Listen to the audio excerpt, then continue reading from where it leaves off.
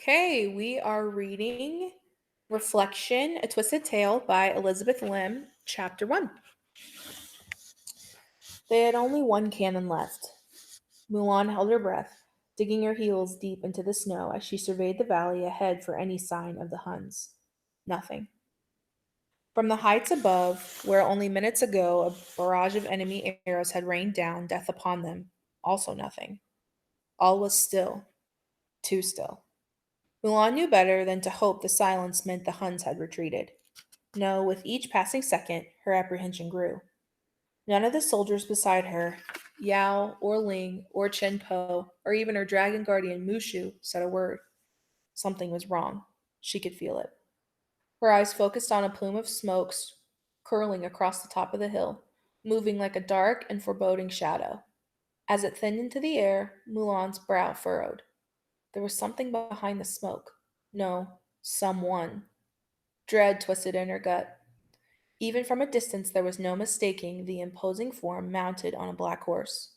Shan Yu.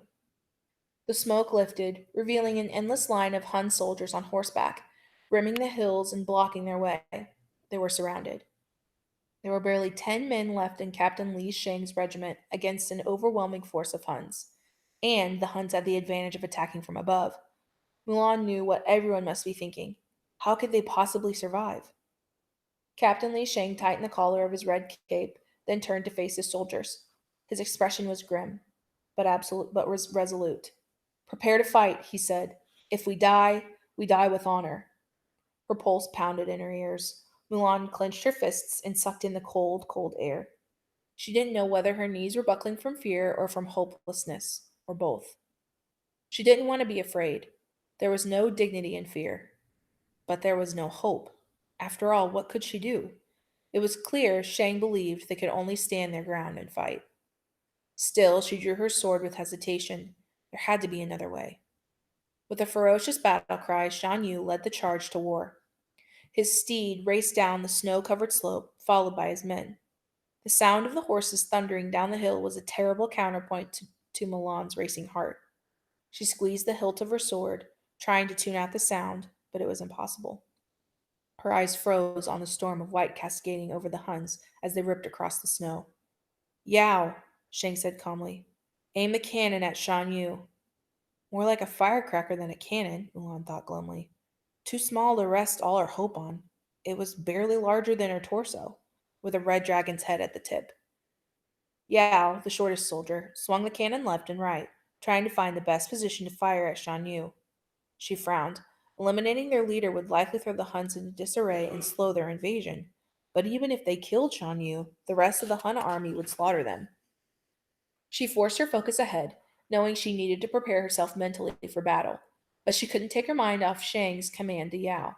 Something about it felt wrong. Her sword weighed heavily in her hand. She stared at the polished blade, wondering if its reflection would be the last sight she ever caught of herself. Would she die as Ping, the Fa's son she'd made up so she could join the army in her father's place? If she died here, in the middle of this snow covered mountain pass, she'd never see her father or her family again. Milan swallowed hard. Who would believe that only a few months ago her biggest concern had been impressing the matchmaker? She could barely remember the girl she'd been back then. She'd worn layer upon layer of silk, not plates of armor. Her waist cinched tight with a satin sash instead of sore from carrying a belt of weapons. Her lips had been painted with rouge instead of chapped with cold and lack of water. Her lashes highlighted with kohl that she now could only dream of using to fuel a fire for warmth. How far she'd come from that girl to who she was now, a soldier in the Imperial Army. Maybe serving her country as a warrior was truer to her heart than being a bride. Yet when she saw her reflection in her sword, she knew she was still pretending to be someone else. She'd never have a chance to find out who the person was because she, Mulan, was about to die. And the one thing she regretted most was that she'd never make her family proud of her. The Huns drew closer. As Mulan raised her sword higher, a flash of the blade caught her eye again. Not her reflection this time, but that of a snowy overhang on a peak behind the Huns. Her thoughts quickened as she tilted the blade from side to side, then glanced up, taking in the massive snow embankment. She had an idea. It was crazy, and it would mean disobeying Shang's orders. But if it worked, Mulan's heart raced with a sudden burst of hope. What was there to lose? If she didn't try, they all die. Even if her plan succeeded, they likely wouldn't survive. But China? She could save China from the Huns. No time for second thoughts. Mulan sheathed her sword and lunged forward, grabbing the cannon from Yao. Hey! He shouted after her, but Mulan was already racing toward the Huns. It was the boldest, wildest thing she had ever done. She tucked the cannon under her arm, barely noticing as Mushu grabbed hold of her scarf so he could keep up. Up the hill she ran, and with each step she grew more determined and less afraid. Behind, Shang shouted after her, Ping, come back! Ping! She ignored him. The Huns were descending fast. She had only moments before Shan Yu was upon her, and his army crushed what was left of Shang's troops. Mulan stopped and planted the cannon into the snow, aiming it at the overhang, praying she had picked a good spot. Mulan stopped and planted the can. Oh, sorry. This could work if Shan Yu didn't kill her first. He was so close she could smell his horse's sweat. So close she could see his black eyes glaring at her. Her blood thundered in her ears. Distantly, she could hear Mushu telling her to hurry.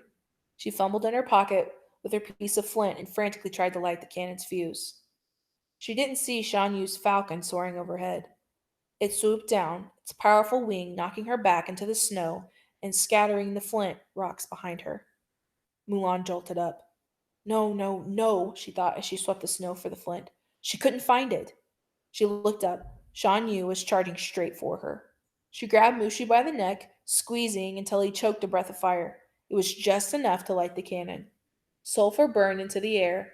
Mulan crouched, holding the weapon steady as it shot off toward the overhang. Shan Yu's horse reared from the cannon's explosion, but Mulan was barely aware of the Hun leader. Her gaze was locked on the overhang and on the rocket arching smoothly toward it until it finally lodged itself into the snow. A loud rumbling erupted. Snow plummeted off the precipice, washing down into the pass in fearsome white sheets. Avalanche. Mulan grinned. She'd done it.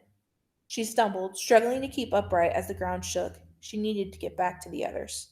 Suddenly, Shan Yu loomed above, and her grin faltered. Up close, he was like a mountain himself, broad and large, his fists alone the size of Mulan's head. Shan Yu's deep set eyes narrowed with rage, and he lifted his sword with one powerful arm, ready to deliver her a crushing blow. Ping! Shang shouted from behind. Before she could draw her sword to try to defend herself, Shan Yu let out a furious cry and swung his blade. Mulan braced herself for the blow. It never came. Shang shoved her out of the way. It happened so fast. Before Mulan even tumbled into the snow, she heard a rush of wind and the swipe of Shan Yu's blade. Then a low, plaintive grunt. No! Mulan cried, lifting her head and pushing herself up. Shang! Captain's red cape fluttered behind him, caught in the wind. For a moment she couldn't see him, and she thought maybe it was the Hun leader's grunt she had heard. Maybe Shang had defeated him. Then Shang's cape settled, sweeping over his back as before, and any hope Mulan had died. She saw he was hurt, too hurt to even lift his sword. It fell from his hand into the snow with a thump. Shang staggered back, his boots grinding into the snow. He raised his fists, not about to give up. Is this the best China has to offer? Shan Yu said, laughing. Go, Ping, Shang rasped as Mulan raced to help him. Go. She wasn't fast enough. With one swift punch, Shan Yu knocked Shang off his feet, and the captain collapsed. Okay, that was chapter 1.